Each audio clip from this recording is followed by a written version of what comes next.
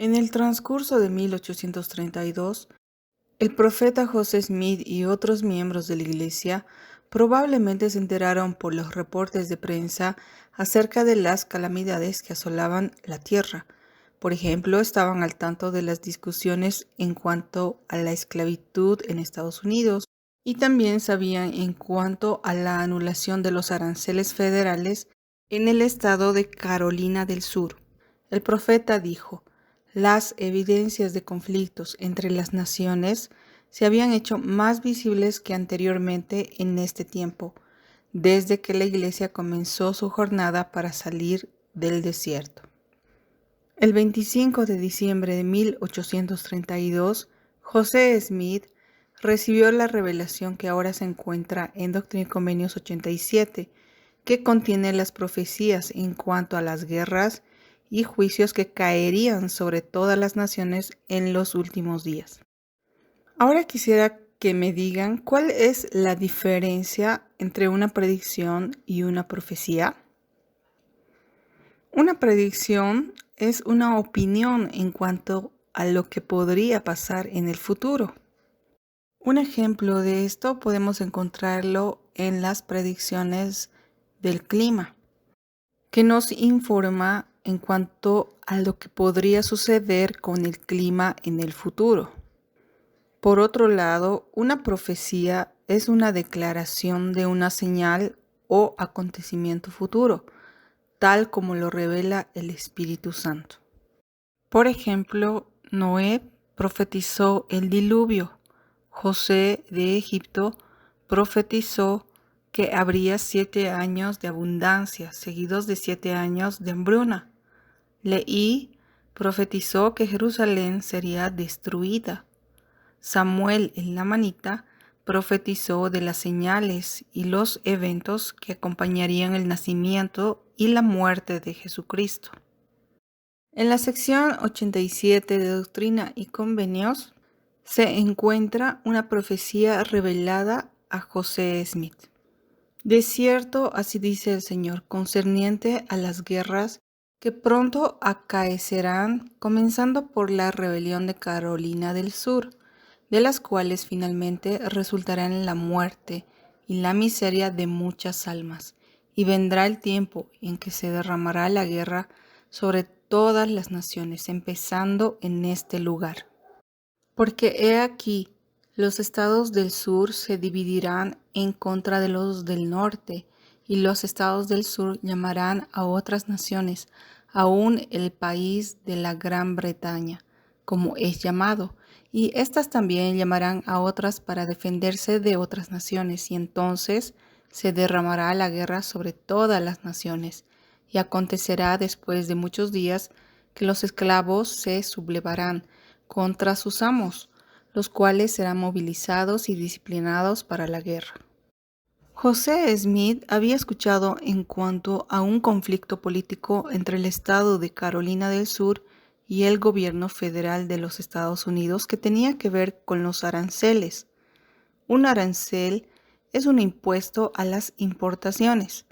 Debido a que los residentes de Carolina del Sur dependían más de los productos manufacturados importados que las personas de los estados del norte, ellos pensaron que los aranceles federales eran injustos y que se habían aplicado deliberadamente a expensas de los estados del sur.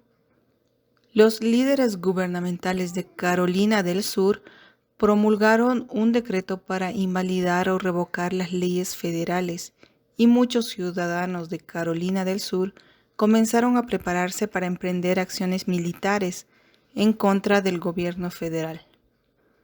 El presidente de los Estados Unidos afirmó que impondría las leyes de los Estados Unidos por la fuerza. En diciembre de 1832, los periódicos de todo el país informaban sobre este conflicto. Fue en esa época que José Smith recibió la revelación que está en Doctrina y Convenios 87, en la que profetiza que las guerras pronto acaecerán, comenzando por la rebelión de Carolina del Sur. A principios de 1833, no mucho después de que se diera esa profecía, El gobierno de los Estados Unidos llegó a un acuerdo pacífico con el estado de Carolina del Sur. Algunos quizás hayan pensado que la crisis había pasado, pero solo había parado de forma temporaria. Y después Carolina del Sur se rebeló. Ahora, ¿qué es lo que podemos aprender de toda esta experiencia? Pues es que el Señor nos puede revelar el futuro mediante sus profecías.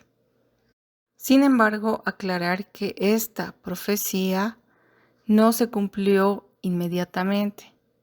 Y muchas personas decían que el profeta José Smith era un profeta falso. Sin embargo, él continuó manteniendo la fe en la profecía que el Señor había revelado por medio de él.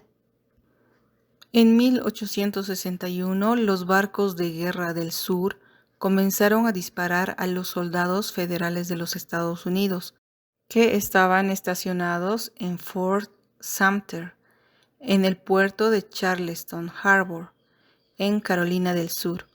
Otros estados del sur se unieron a Carolina del Sur en una guerra civil contra los estados del norte. Posteriormente, los estados del sur pidieron apoyo a Gran Bretaña. Además, muchas personas que habían sido esclavos en el sur se unieron al ejército del norte y lucharon contra sus antiguos amos. La guerra civil duró hasta 1865 y resultó en la muerte de alrededor de 620,000 soldados. Algunos historiadores estiman tantos como 750,000.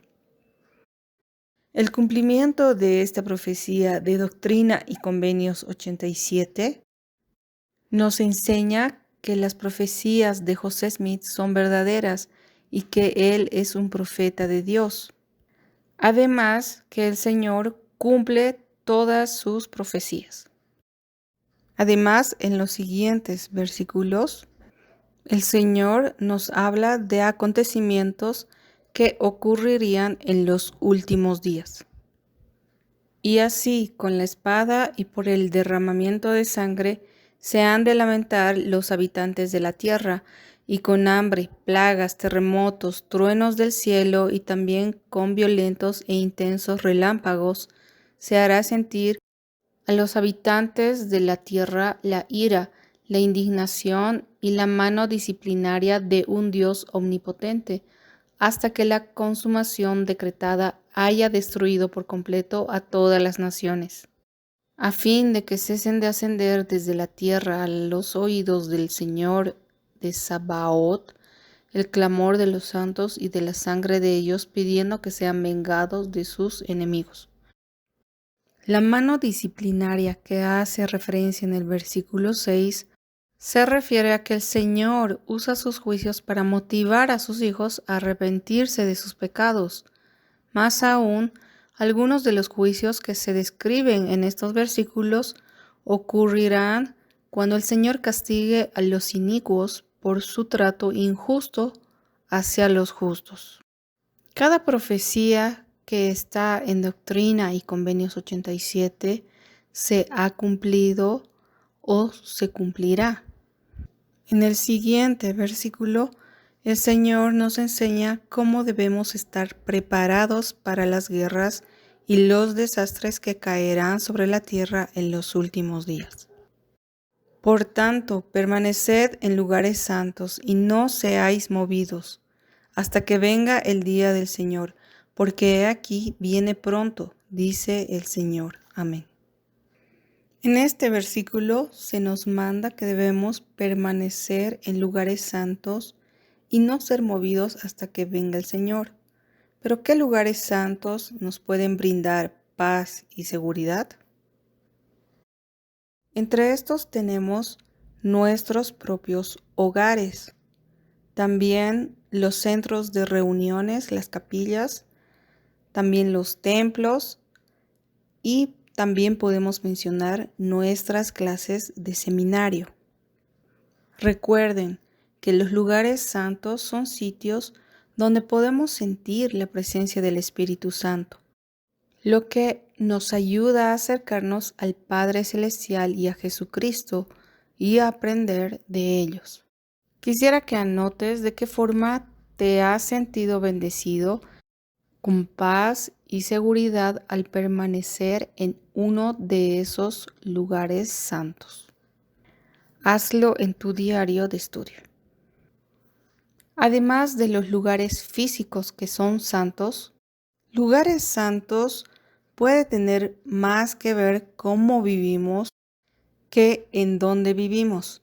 Si vivimos dignos de la compañía constante del Espíritu Santo, entonces estamos en lugares santos.